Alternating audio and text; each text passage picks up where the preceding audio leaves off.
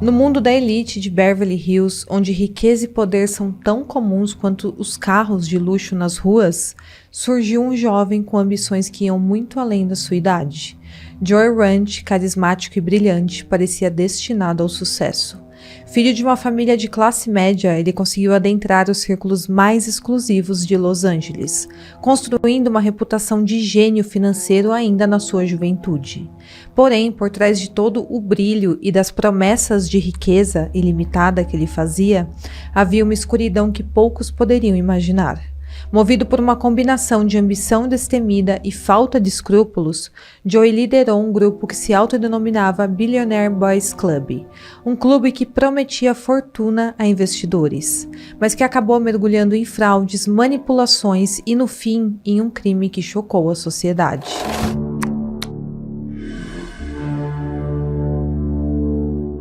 Olá pessoal, sejam bem-vindos de volta ao canal e hoje mais uma vez vamos abrir a caixa de Pandora. E eu tenho certeza que você já percebeu que eu tô com a minha linda Tech T-shirt da Insider. Não é novidade, a qualidade das roupas da Insider eu já falei várias vezes para vocês e eu amo e uso sempre. Elas estão sempre com essa carinha de nova que vocês estão vendo aqui. Mas hoje eu não vim falar das camisetas da Insider. Você sabia que a marca também tem calças, shorts e diversos outros itens de vestuário? E hoje eu vim falar especialmente de um super lançamento da marca, que são as calças Future Form. Essa calça linda é extremamente versátil e tem um tecido super confortável, para você usar o dia todo sem ela te incomodar. Ela te proporciona liberdade de movimentos, então você pode sentar, levantar, abaixar, fazer o que quiser, ela não vai te prender. Sabe aquela peça que você coloca e é puro conforto? Então, essa é a Future Form. Além disso, ela é versátil e vai com tudo, tênis, sandália, então é o tipo de peça essencial para o seu guarda-roupa. Uma peça minimalista que oferece as qualidades tecnológicas da Insider, que são rápida evaporação de suor, desamassa no corpo, tecido que repele água, alta durabilidade e que não desbota. E nosso novo cupom de desconto agora é Pandora, que dá 18% de desconto da sua primeira compra e 12% para quem já conhece a marca. Aproveite essa super dica e acesse o link da loja que estará aqui no box de informações e também no primeiro comentário fixado. E claro que você apoiando um patrocinador do canal, você também estará apoiando o meu trabalho. Bom pessoal, então é isso, fiquem comigo até o final do vídeo e bora para o caso de hoje.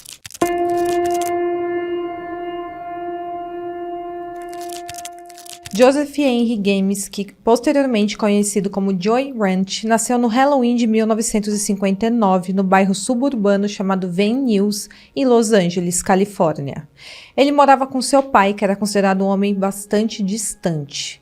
O pai do Joey trabalhava no Instituto Americano de Hipnose e ele usava com frequência o próprio filho como cobaia para essas sessões. Ele queria ensinar ao Joey a se auto-hipnotizar para ser capaz de se programar para alcançar qualquer objetivo que ele tivesse. Seria uma forma de focar em algo e eliminar qualquer coisa que atrapalhasse seus objetivos.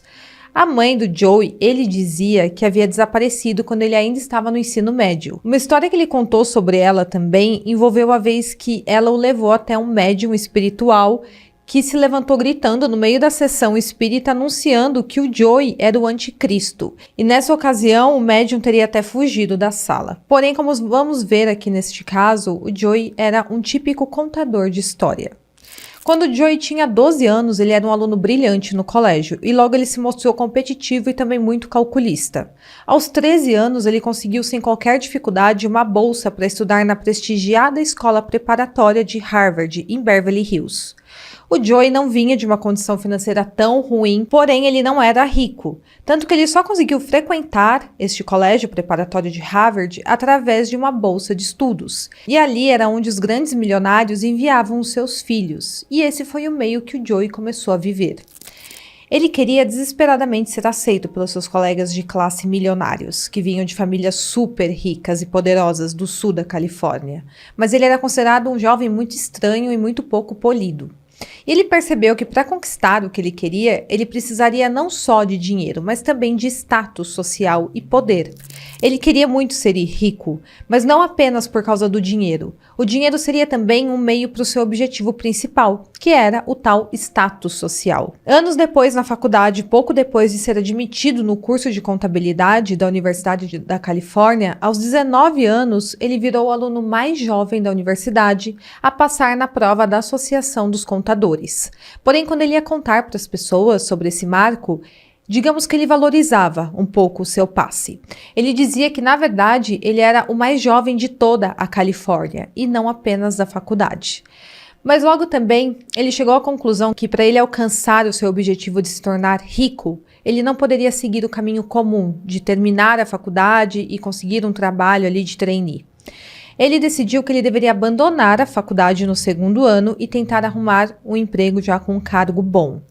Ele fez uma entrevista em uma empresa de contabilidade logo em seguida e ele mentiu dizendo que estava no último ano da faculdade. Como ele tinha o certificado da Associação dos Contadores, acabaram contratando ele, mas logo ele acabou ficando entediado de trabalhar. Com foco de vida em se tornar rico, ele acabou se mudando para Chicago com seu pai, onde passou a trabalhar na Bolsa de Valores. O Joey era um rapaz muito confiante, ele sabia que ele era bastante inteligente. Porém, a sua confiança acabava beirando a arrogância. Com seu pouco conhecimento no mercado financeiro, ele simplesmente se aventurou no mercado de commodities, mas ele não tinha a menor ideia do que ele estava fazendo, e ele perdia tudo o que ele investia. Para cobrir as suas perdas, ele começou a oferecer para investidores o serviço de investir o dinheiro deles. Acontece que ele não estava licenciado para administrar um grupo de investimentos, mas mesmo assim ele começou a montar um. Nessa época fazia anos que o Dan Kearney não ouvia falar do Joey, até que na noite de abril de 1990, quando ele e o Ben Dust literalmente esbarraram com o Joey na calçada em Westwood, eles o reconheceram de Harvard. Eles haviam estudado juntos na escola preparatória, e o Joey reconheceu seus ex-amigos e levou os dois para um filme naquela noite, e na tarde seguinte, novamente, os três saíram juntos. Depois disso, eles passaram a se encontrar com bastante frequência. Ele começou a levá-los para almoçar e comprava jogos para eles no fliperama. Durante as férias de verão do Dean, o Joey começou a passar a noite na casa em Hollywood Hills, uma mansão onde ele morava. E os pais do Dean achavam que o Joey era uma boa influência para o seu filho. Eles ficaram tão próximos que praticamente o Joey tinha sua própria cama ali na mansão dos Kearney. O pai do Dean se chamava Shalom Kearney e ele era um sobrevivente do Holocausto que tinha feito fortuna como incorporador imobiliário em Los Angeles, e ele realmente apreciava muito o espírito empreendedor que o Joey tinha e que também estava cultivando em seu filho. Como eu falei, a família Kearney, eles eram milionários, eles moravam em uma mansão e os pais do Dean investiram $150 mil na conta de negociação do Joey. Eles também convenceram amigos próximos ricos a depositarem $250 mil. Até o Dean e o Ben contribuíram também colocando suas economias, que totalizavam em $12 mil.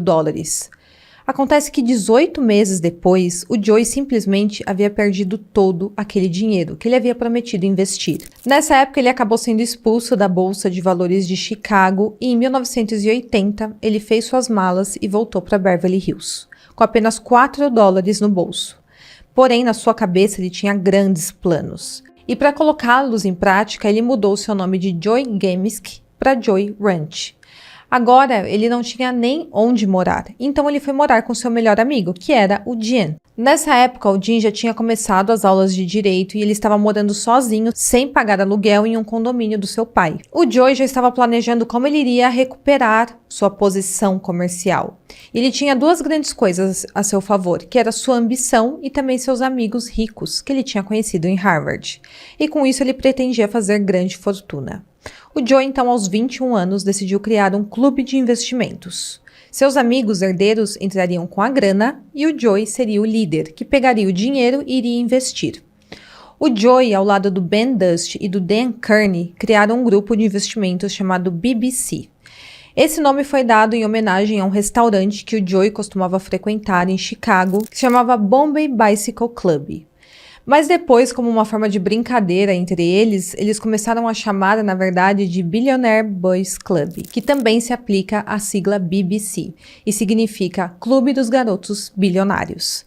A ideia era que o Joey, se utilizando da sua lábia e boa conversa, convencesse investidores de famílias ricas a investir em seu fundo de investimento, prometendo altos valores de retorno. O Joey era uma pessoa que mentia sem medo e parecia que ele acreditava também na sua própria mentira. E pior que isso, ele conseguia convencer as pessoas a acreditar nele também. Ele prometia então que ele iria trazer grandes ganhos financeiros para os investidores, que ele tinha muita experiência na área e que ele também tinha grandes habilidades para investir no mercado. Porém, na verdade, o grupo não queria lucrar e trazer bons ganhos aos investidores, mas sim queriam ter tudo o que o dinheiro poderia proporcionar. O Joey, como líder, e seus dois primeiros discípulos, o Jim e o Ben, se apresentavam aos outros como um novo tipo de grupo, uma organização onde não é a estrutura que importa, mas o mérito dos indivíduos.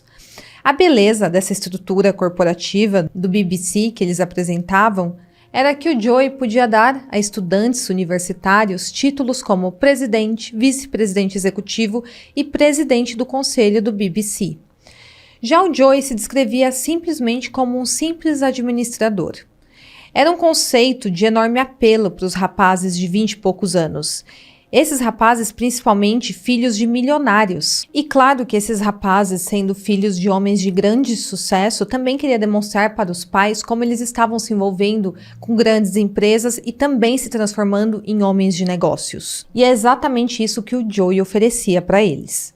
Entre os primeiros 12 recrutas estavam Ivan Dicker, filho do sócio sênior do escritório de advocacia Dicker & Dicker em Beverly Hills, e Alex Gayon, filho do fundador da Chamin de Fer, fabricante de jeans. Porém, foram os irmãos May que deram uma guinada na criação do BBC. O Tom e o David eram gêmeos e filhos de uma ex-figurante da televisão, que se casou com David May. Esse homem controlava um vasto império imobiliário acumulado da antiga rede de lojas de departamento May Company, que o tornou um dos homens mais ricos da costa oeste. Embora ele tivesse se casado várias vezes, ele não havia tido filhos, então ele não apenas adotou os gêmeos da sua esposa, mas também tornou eles os seus herdeiros, e também manteve um relacionamento paterno mesmo depois que a mãe dos gêmeos se divorciou dele e se casou novamente. O Tom e o David então tiveram a sorte de ter um padrasto milionário e se tornaram dois homens muito bonitos, porém considerados não muito inteligentes. Eles dirigiam carros de luxo, ganhavam uma grande mesada e mantinham um apartamento em Brentwood, um bairro super sofisticado em Los Angeles, onde eles davam grandes festas com garotas muito bonitas. Mas conforme eles foram chegando aos 20 anos, eles começaram a sentir uma pressão crescente para provar que seu leque de interesses se estendia além de carros de luxo e mulheres bonitas. Após uma reunião com o Joe Ranch no Hard Rock Café, os gêmeos deram a ele $160 mil e anunciaram para o pai adotivo que eles tinham sido nomeados para o conselho de diretores de uma nova corporação, o grupo BBC. Com a lábia do Joey aliado a esses grandes nomes que se vincularam ao grupo, logo eles conseguiram colocar as mãos no dinheiro de muitas pessoas influentes que confiaram neles. O Joey começou a negociar os valores em commodities de alto risco e de início ele conseguiu realmente grandes resultados de retorno. Porém, em paralelo, ele começou a gastar desenfreadamente todo aquele dinheiro, que na verdade não pertencia a ele, e sim aos investidores. O Joey alugou um conjunto de escritórios caríssimo no coração de Beverly Hills para a empresa funcionar e todos usufruíam dos investimentos feitos no grupo. Porém, eles usufruíam para festas, jantares, carros, ternos Armani de até $4 mil, relógios Rolex. E ele queria que quem fosse de fora visse o grupo como pessoas de muito sucesso. E diante disso tudo, ele realmente conseguiu passar essa imagem. E claro que começaram a surgir várias pessoas que também queriam fazer parte do grupo. E para fazer parte, precisava antes fazer um teste. E a primeira pergunta era: você tiraria a vida de alguém se pudesse se safar com $1 milhão? No fim, cerca de 30 pessoas entraram para o grupo e vários investidores passaram a colocar grana no BBC. Porém, o Joey tinha muito mais talento para gastar do que para ganhar. Na verdade, esse grupo nada mais era do que uma organização criminosa que estava gerindo todo aquele dinheiro como um esquema Ponzi. Esse esquema é uma forma de fraude que atrai investidores e paga lucros a investidores anteriores com o dinheiro dos investidores mais recentes. Esse tipo de esquema engana as pessoas, os investidores, dizendo que os lucros são derivados de atividades comerciais legítimas e, na verdade, essas atividades comerciais não existem. É tipo um esquema de pirâmide. O dinheiro contribuído pelos investidores acabou bancando o estilo de vida luxuoso para os jovens membros do clube. E a verdade é que a pessoa que mais precisava do dinheiro do BBC era o próprio Joey, porque o restante dos membros do grupo vinha de famílias muito ricas. Então o máximo que eles fariam caso vissem a empresa afundar seria abandonar o barco. E o Joey simplesmente gastava tudo o que ele tinha e também o que ele não tinha, tudo para parecer uma pessoa bem-sucedida, para mostrar até mesmo para os seus próprios seguidores. Então, em 1984, o Joey Ranch, com 24 anos, ficou muito feliz em conhecer um homem chamado Ron Levan, que era 18 anos mais velho que ele. O Joey achava que o Ron poderia ser o salvador financeiro do seu esquema, que estava precisando muito de novos investimentos nessa época. Acontece que a essa altura o Joey já havia desperdiçado a maior parte dos investimentos, em condomínios de luxo, em carros esportivos, como eu falei, em ternos Armani, jantares caríssimos. Mas o que o Joey não esperava é que o Ron era um homem com muita experiência em fraudes. Inclusive, ele já tinha sido preso por fraude e por roubo. Mas ele era uma figura muito conhecida nos clubes e restaurantes de Beverly Hills. Acontece que assim que o Ron ouviu o Joey falar sobre suas propostas de investimento, ele já percebeu que o Joey era um golpista mentiroso. Isso porque o Ron sabia reconhecer alguém que era igual a ele. E ele, obviamente, não iria ser passado para trás, ainda mais por um homem muito mais novo do que ele. Então, para brincar com o Joey, o Ron decidiu encarar aquilo como um jogo divertido, que no fim ele sairia dando boas risadas da cara do Joey. Ele quis fazer algo do tipo, me engana e eu finjo que eu acredito. Nessa época, o Joey já estava ficando muito endividado com o seu estilo de vida extremamente luxuoso. E ele queria muito conseguir arrancar alguma coisa do Ron Levan. O Ron então aceitou fazer negócios com o Joey e deu a ele acesso a uma conta de negociação de commodities com o valor de 5 milhões de dólares. E os dois concordaram em dividir os lucros desse valor. 7 semanas depois, o investimento já valia 14 milhões de dólares. E a promessa do Ron era de que o lucro, após dobrar o valor inicial, ficaria com o grupo BBC. Com o fundo valendo quase 3 vezes mais do que havia sido aplicado inicialmente, o Joey Ranch e seus amigos ficaram cegos, sabendo de toda aquela quantia disponível para eles. Então eles passaram novamente a gastar muito. Eles compraram casas em condomínios de luxo em Beverly Hills, promoveram mais festas, beberam, comemoraram o fato de que o plano do grupo em atingir um bom status social estava dando certo. Porém, após se endividar ainda mais, quando o Joey pediu para que o Ron desse acesso ao lucro, o Ron começou a enrolar. Semanas se passaram e nada do Joey conseguir colocar a mão nesse dinheiro. Logo ele acabou descobrindo que, na verdade, aquela conta era fake, não era real. Não havia nenhum dinheiro na conta. O Ron operava também uma agência de notícias em vídeo e ele convenceu uma corretora a abrir essa conta fictícia. Ele disse para a corretora que estava trabalhando em um documentário sobre investimentos em commodities e que o Joey Ranch era o assunto do documentário. E ele precisava acreditar que aquela conta era real para que o projeto funcionasse. Então essa corretora abriu aquela conta fake. Acontece que nenhum movimento financeiro havia sido feito. Nada jamais saiu do papel. Quando o Joey descobriu que havia sido enganado daquela forma, ele ficou com ódio. Ele se sentiu muito humilhado quando ele descobriu que era alvo da farsa do Ron. Logo ele, que enganava tantos milionários para colocar as mãos em grandes quantias de dinheiro. Logo ele agora tinha sido passado para trás.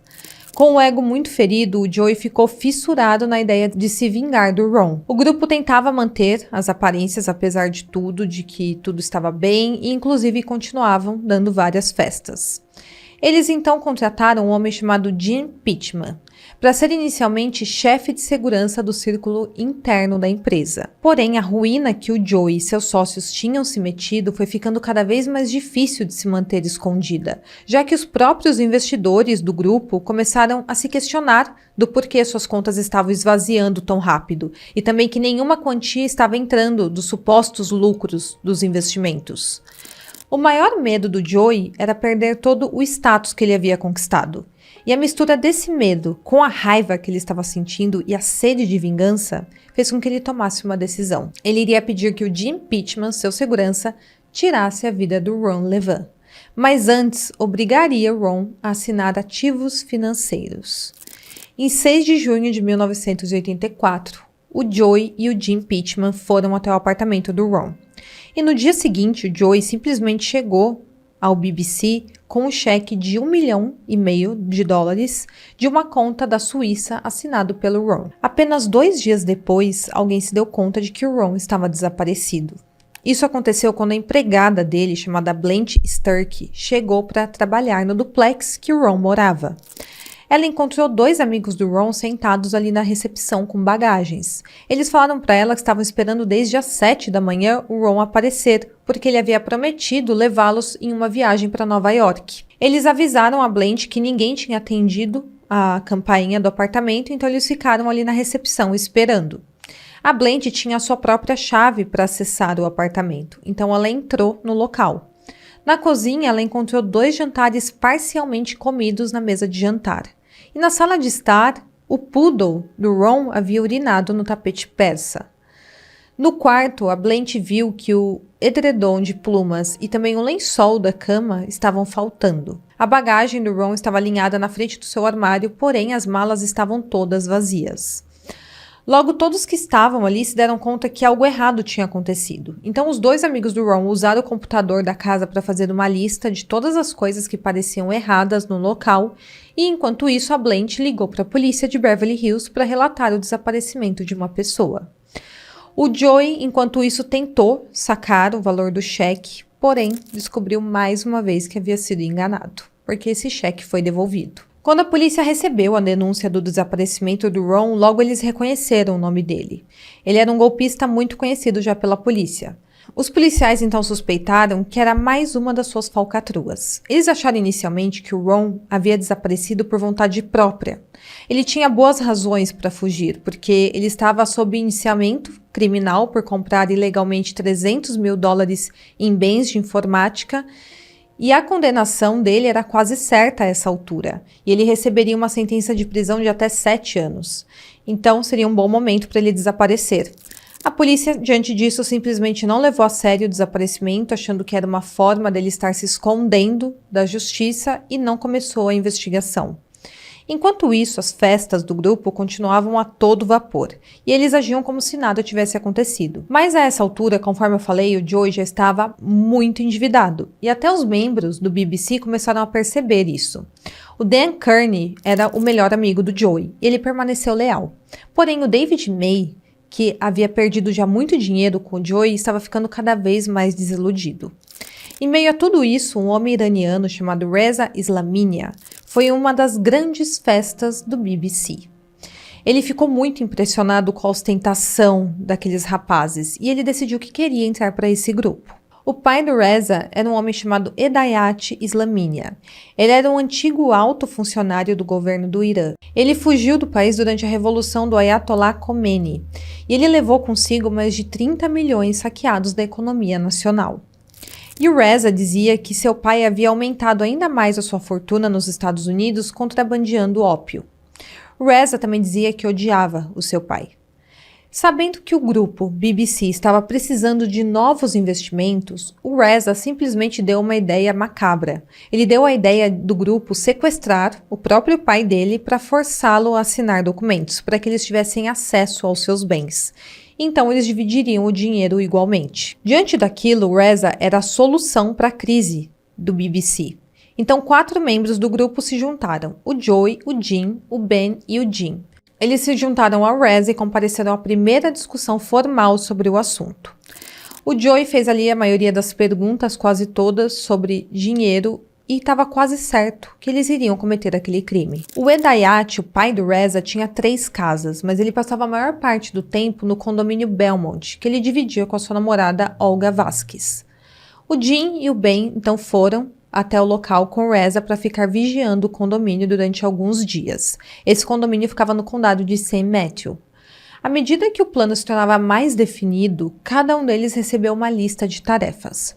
O Joey ficou com a lista principal de tarefas e disse aos outros que iria conduzir pessoalmente o sequestro e também as negociações com o pai do Reza. Eles então começaram a decidir entre disfarce de polícia ou roupas de entregador para acessar o condomínio. O Reza avisou o grupo que seu pai viajaria em breve para a Europa e isso seria bom para o plano, porque daria uma boa cobertura para o desaparecimento do pai dele. Então, na noite de 29 de julho, colocaram finalmente o plano em ação. O Joey, o Ben e o Jim entraram no condomínio disfarçados e sequestraram o Hedayat. Acontece que o pai do Reza não era um homem velho, ele tinha 56 anos. E para conseguir levá-lo como refém, todos tiveram que espancar o homem e também usar clorofórmio para que ele desmaiasse. Depois disso, colocaram ele no porta-malas de uma van. Quando ele acordou no porta-malas, ele sofreu mais agressões. Até o momento que o Joey percebeu que o homem estranhamente estava em silêncio. Quando eles checaram os sinais vitais do Hedayat, eles perceberam que o homem não havia resistido. Isso era algo que estava completamente fora dos planos, e para piorar, logo Joe iria descobrir que a história desse homem ter grande fortuna era falsa.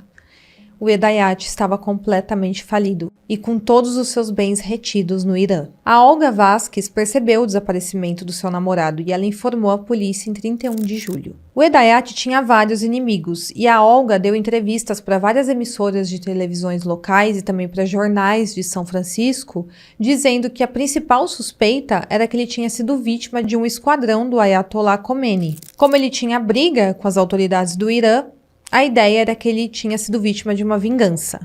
Mas em 8 de agosto, o castelo de cartas do Joey Ranch começou a desmoronar.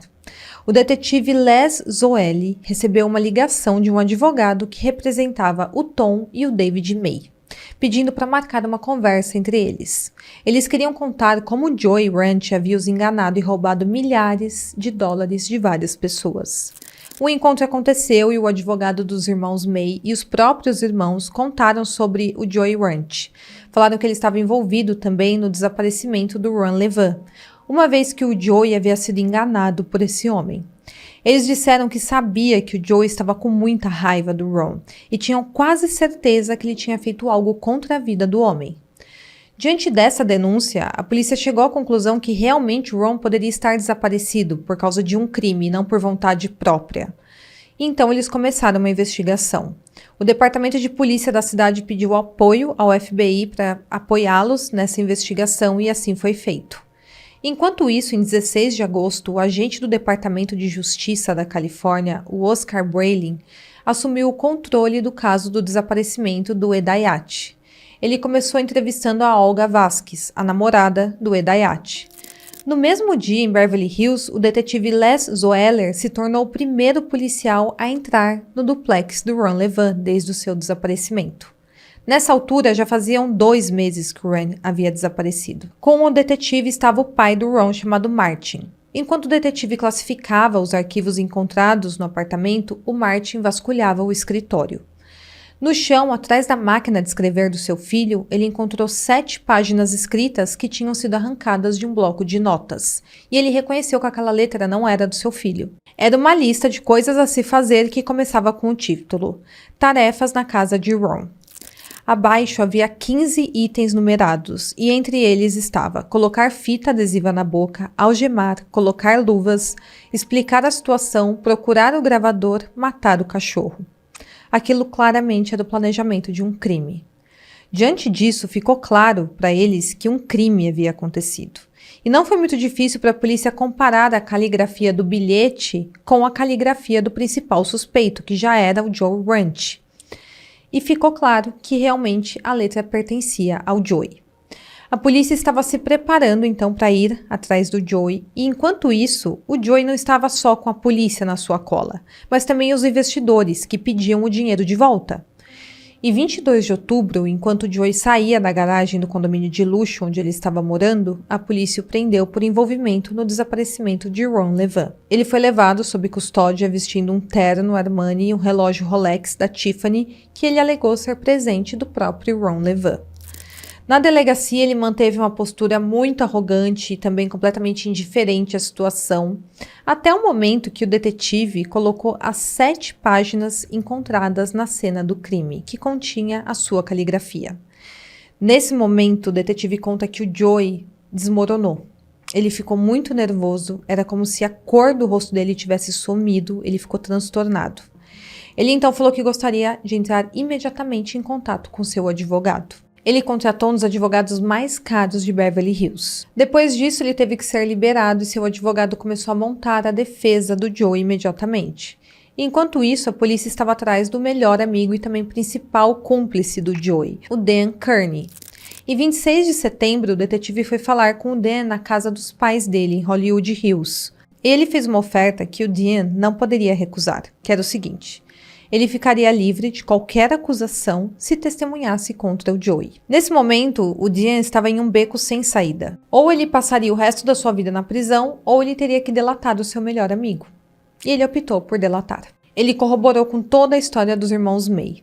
Ele contou que realmente o Joey e seu segurança de impeachment tinha tirado a vida do Ron Levan em um plano de vingança. Segundo o depoimento do Dan, tudo aconteceu na primeira semana de junho, que foi quando ele percebeu que o Joey iria sim se vingar do golpe que tinha levado do Ron. Na manhã de 4 de junho, o Dan chegou cedo ao escritório e viu o Joey fazendo anotações em um bloco de notas. Aquela era a lista de 15 itens do que iriam fazer ali com o Ron Levan, que foi encontrado na cena do crime. 2 dias depois, em 6 de junho, o Joey pediu ao Dan para levar a namorada ao cinema naquela noite.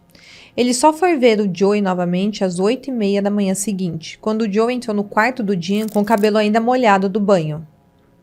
Na ocasião, ele já estava com o terno limpo e carregando uma maleta com um cheque de $1,5 milhão de uma conta bancária na Suíça em nome do Ron Levan. O Dan evitou o Joey por alguns dias, já imaginando o que o amigo dele havia feito, até a tarde de 10 de junho, quando o próprio Joey levou o Dan para uma caminhada no quarteirão de Westwood. O Joey então começou a contar com muitos detalhes o que ele e o Dan tinham feito com Ron Levan. O Dan ficou sabendo, pelo próprio Joey, que naquela noite, quando ele foi ao cinema em 6 de junho, o Joey apareceu no apartamento do Ron com 2 jantares. Quando eles se sentaram para comer, o Joey mencionou que havia convidado um amigo para a sobremesa, que era o Jim Pittman. Até então, Ron não conhecia o Jim. O Jim então tocou a campainha por volta das 9h30 da noite e quando Ron abriu a porta, se deparou com um homem apontando uma arma Beretta .25 com silenciador. O Joey estava preocupado que Ron pensasse que naquele momento ele iria morrer e por isso poderia não cooperar ali. Então era hora de executar o item 5 da lista de to-dos que ele tinha feito, que era explicar a situação para o Ron. O Joey falou para o Ron que estava endividado e precisava dos $4 milhões que o Ron devia a ele. Ele falou que estava devendo para pessoas perigosas e que tinha que pagar uma dívida naquela noite ou então ambos teriam a vida tirada pela manhã. Essa foi a forma que o Joey tentou mostrar para o Ron que ele poderia sair salvo daquela situação. Mas claro que ele estava blefando. O Ron então assinou um cheque de $1,5 milhão em sua conta na Suíça. As coisas aconteceram rápido depois disso, segundo Joey. Eles então colocaram algemas no Ron e nesse momento o homem percebeu que tinha caído em uma emboscada. E o Jim forçou o Ron a deitar de bruços na cama. Em seguida, ele fez um único disparo na nuca do Ron. E o Joey descreveu como tinha sido o último suspiro do homem, deixando o seu corpo. Ele falou que foi uma espécie de suspiro gorgolejante. O Jim ficou muito incomodado porque o Joey imitou até mesmo o som para ele. Ele então continuou contando que enquanto ele e o Jim observavam o Ron falecer, o sangue começou a escorrer na cama e também nas cobertas. Os dois então envolveram o corpo no edredom e carregaram para fora do apartamento. E segundo o Joey, a parte mais difícil da noite foi colocar o corpo enrijecido no porta-malas do carro. De Beverly Hills, eles dirigiram para o norte de San Diego até um local onde o Jim havia cavado uma cova mais cedo naquele dia, em um canyon bem afastado. Antes de cobrir o corpo, ele e o Dean desfiguraram todo o corpo com vários disparos. Depois ele jogou o relógio Bulgari de ouro do Ron em um bueiro em Westwood. O Joe falou pro Dean que era uma pena jogar fora um relógio de $12.000, mas ele não poderia ficar com uma pista dessas em mãos. Essa então foi toda a dinâmica do crime contra a vida do Ron Levin, que o próprio Joey havia confessado para o seu melhor amigo. E agora o Dean havia contado tudo para o detetive. Além disso, ele também acrescentou que o Joey estava por trás de outro crime, contra o Hedayat, o pai do membro do BBC, Reza Slamania. O Dean contou onde o corpo do Hedayat havia sido desovado, que também era em um cânion afastado. 2 dias depois do seu depoimento, o Dean levou o detetive até o local onde o corpo estava e lá encontraram o corpo do Hedayat. Através da arcada dentária foi confirmado que realmente se tratava do corpo dele. 6 dias depois, o Joey e o Dean Pittman foram presos em Westwood. Em 8 de dezembro de 1985, o Joey e o Dean foram acusados de terem cometido 2 crimes contra a vida de 2 pessoas. Quanto ao crime contra a vida do Hedayat Slamania, o Arben Dost e Reza Slamania também foram acusados. Quando começaram a noticiar o que o Joey havia feito, toda Beverly Hills ficou completamente chocada. Como um homem de aparente sucesso, com uma vida aparentemente perfeita, agora estava preso acusado de 2 crimes terríveis. Quando o julgamento começou, a imprensa ficou fascinada pela história do Joey Ranch e só se falava sobre o caso do Clube dos Garotos Bilionários. Os promotores começaram argumentando que o motivo do crime contra o Ron Levin tinha sido o fato do Joey ter sido passado para trás por ele, ou seja, a motivação maior era a vingança.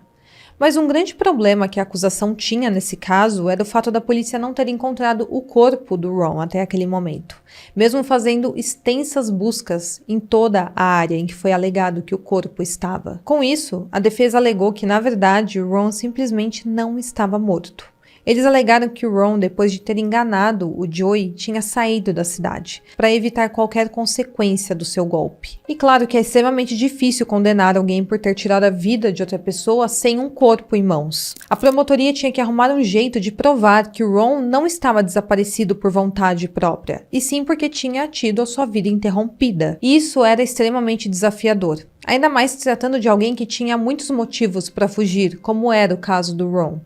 Ele estava sendo condenado pela justiça naquela mesma época e também tinha muitos inimigos por causa das suas fraudes. Então, ele era um homem que poderia sim ter fugido. A evidência mais contundente que a promotoria tinha para provar que um crime havia sido cometido era a lista com os detalhes do crime que o Joey havia deixado no apartamento do Ron. Se não fosse por essa prova, por essa evidência muito importante, dificilmente a promotoria teria alguma outra prova contra ele.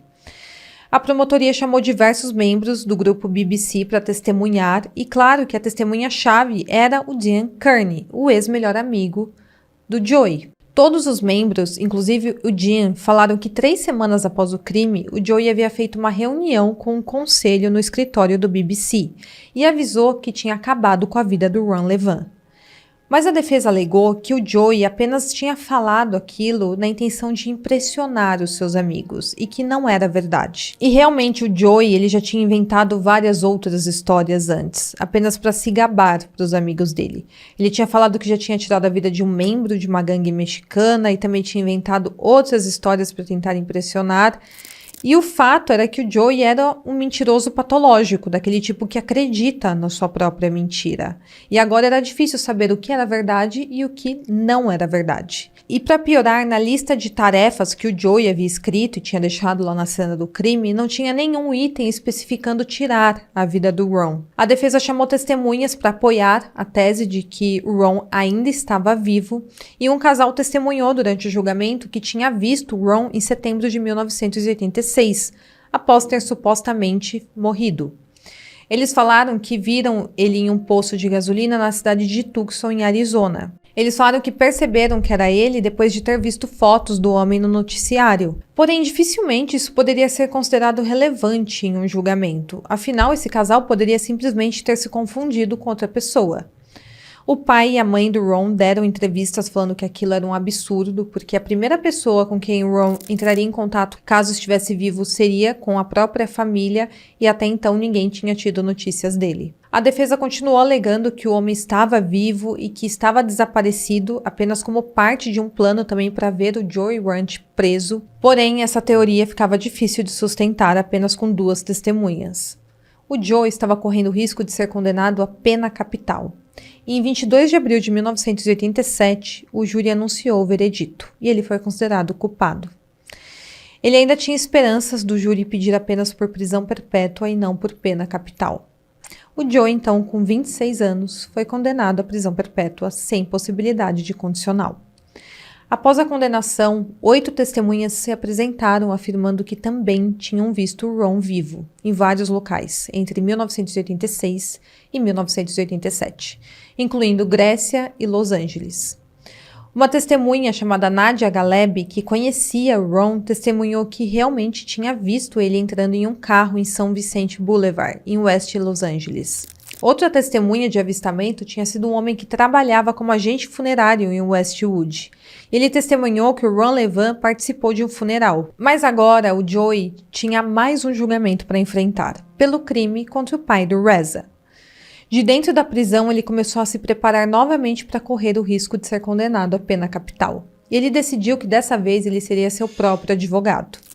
Em 14 de abril de 1992, começou esse julgamento. E, na verdade, o Joey se saiu muito bem em sua própria defesa. Mas dessa vez, diferente da outra, tinha um corpo, então não tinha como negar que um crime havia sido cometido.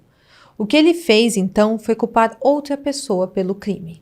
O seu ex-melhor amigo, Dan Kearney. Porém, logo ficou claro para todos no julgamento que ele estava apenas querendo se vingar do seu ex-melhor amigo por ter traído ele em seu primeiro julgamento. Mas ainda assim, o Joey tentou sustentar essa defesa. O Joey inventou uma história mirabolante de que o próprio Hedayat Islaminian havia pedido para que os membros do grupo BBC planejassem um sequestro fake dele, para mantê-lo seguro de uma ameaça de morte que ele estava sofrendo das autoridades do Irã. O Joey alegou para o júri que eles realizaram o sequestro a pedido do Hedayat e o Dean tinha ficado responsável por proteger o homem. Porém, ele falou que quando o Dean ficou sozinho com o Hedayat, ele simplesmente tirou a vida dele. Essa era uma história completamente sem sentido e também bastante absurda. Mas ele realmente conseguiu fazer um bom trabalho em sua própria defesa e ele era um homem carismático. Então o júri não conseguiu chegar a um consenso quanto ao veredito. O julgamento foi anulado e o Estado optou por não julgar novamente o caso. Então o Joey voltou para a prisão apenas com a condenação pelo caso do Ron Levin. E agora definitivamente o seu grande sonho, o seu clube, tinha acabado. Quanto ao Jim Pittman, o segurança do clube, foi julgado 2 vezes pelo crime contra Ron, mas ambos terminaram com o júri empatado e o julgamento acabou sendo anulado. Depois ele aceitou um acordo de confissão de culpa e foi sentenciado a 3 anos e meio de prisão. O Jim faleceu por insuficiência renal em 1997. Nos julgamentos pelo crime contra o Hedayat Islaminian, tanto o Arben Dust quanto o Reza Islaminian foram condenados e sentenciados à prisão perpétua sem possibilidade de liberdade condicional. Mas as condenações foram anuladas 10 anos depois, em 1998. Em um novo julgamento, o Arben Dust se declarou culpado por homicídio culposo e sequestro e foi sentenciado ao tempo de pena que ele já havia cumprido na prisão. Portanto, ele estava livre. Quanto ao Reza, ele teve um novo julgamento rejeitado e ficou livre. Nos anos seguintes, o Joey ficou tentando anular sua condenação pelo envolvimento no crime contra o Ron Levin.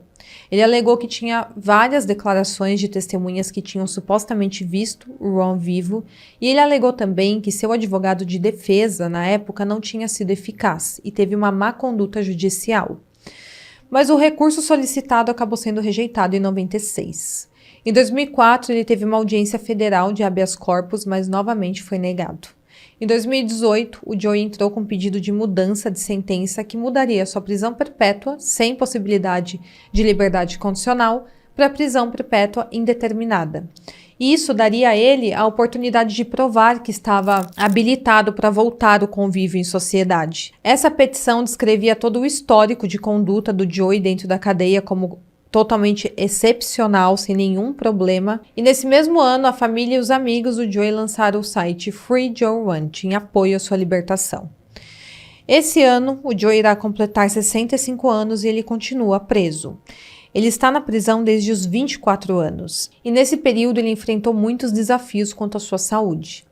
Ele também se casou na prisão e tem mantido um bom comportamento. E ainda luta por sua liberdade ao lado da sua família. Bom, pessoal, então esse é o caso de hoje. Eu quero saber se você já conhecia essa história incrível do Joey Ranch. Deixa aqui nos comentários o que você achou. Espero muito que vocês tenham gostado e até o próximo caso.